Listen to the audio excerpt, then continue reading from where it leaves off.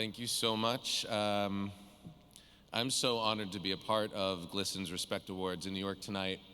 It's been a pleasure to get to know GLSEN in the last few years, and the stories and the authenticity and the openness is so inspiring to me on so many levels. It's a real honor to be here. By amplifying student voices and activating their network of community leaders, GLSEN makes change nationwide, from my home state of Pennsylvania throughout the country. It was a thrill to receive the Inspiration Award in LA in 2015, and I am so excited tonight to present this award to my dear friend Carla Gugino, alongside my new friend, Keress.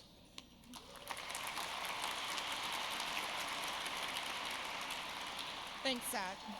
GLSEN is so lucky to have supporters like you who use their platforms to advocate respect and love for LGBTQ youth like me. We live in a society that too often judges the worth of people by unattainable standards.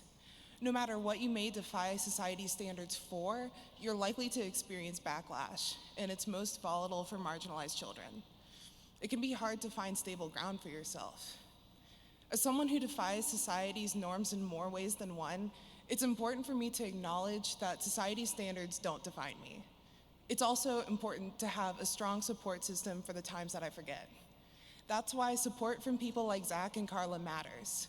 When our school, families, or even our friends fall through, we need someone who can show us that they care and that they're doing something about it.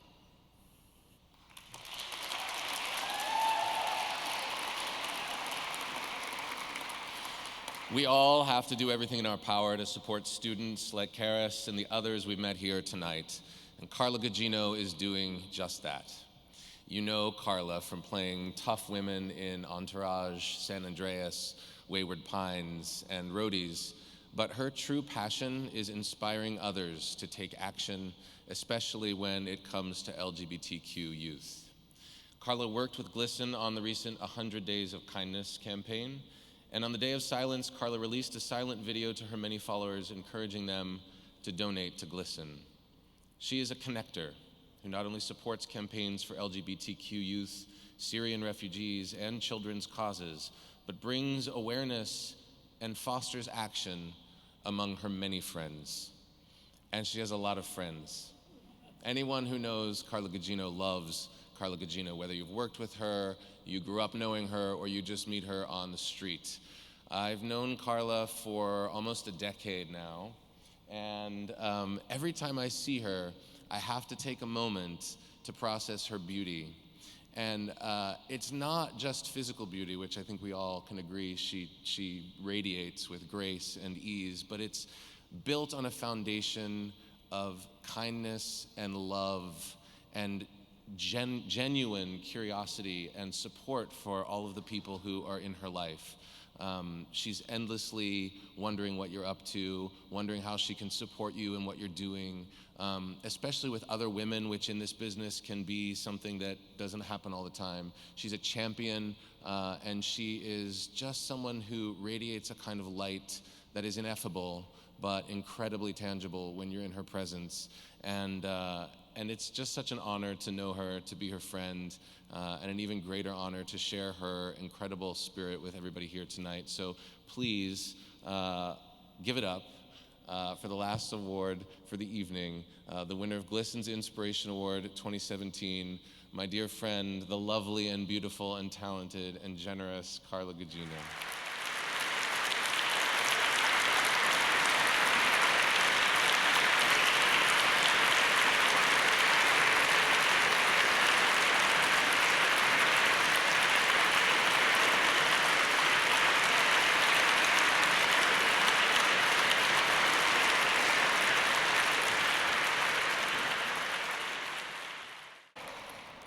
Thank you so much. Zachary is someone who I have the utmost respect for, so it is truly an honor to have you say everything you said, and extremely moving, so thank you. And it is equally moving to be here tonight with all of you. And I am very thankful to my friend Greg Baldwin, who introduced me to this amazing organization, GLSEN.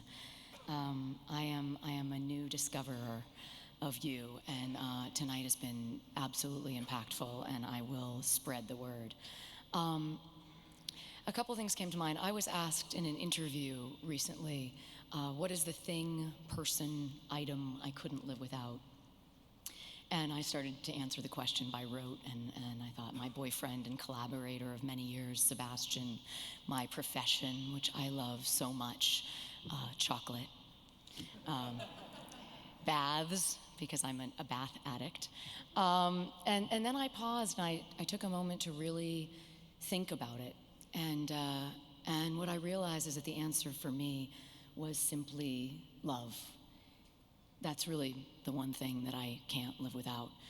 And I'm so inspired by this organization that is fueled by these brave students with young, bold minds and hearts.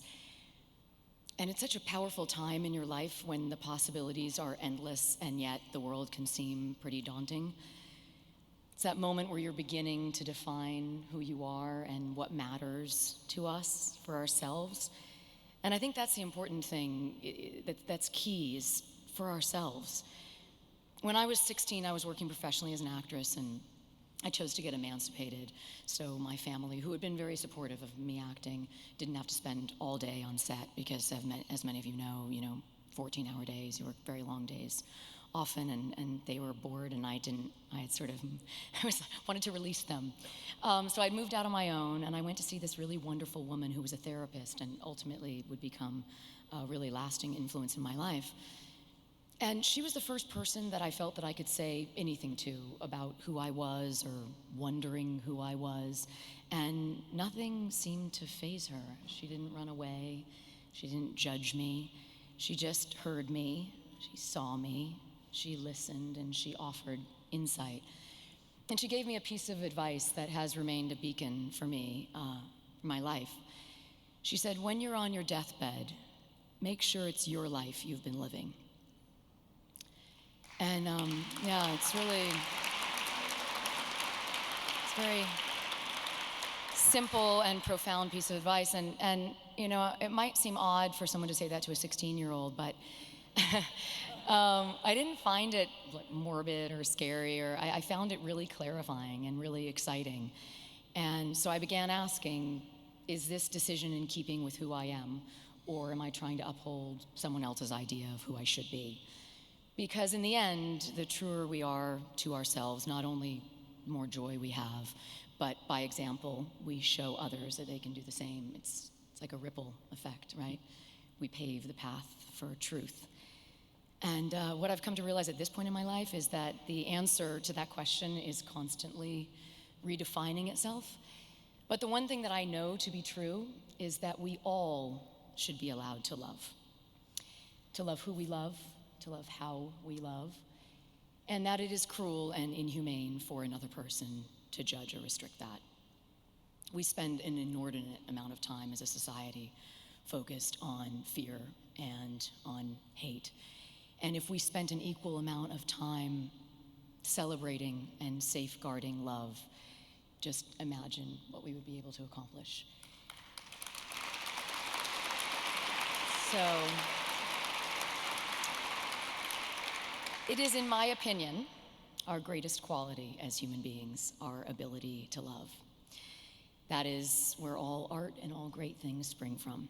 So, it is my joy to support you living your life tonight, loving unabashedly, and educating ourselves about people who we think are different from us.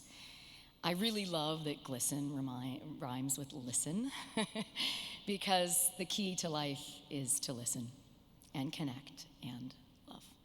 So thank you so much. Have a wonderful night, and it's great to be here. Thanks.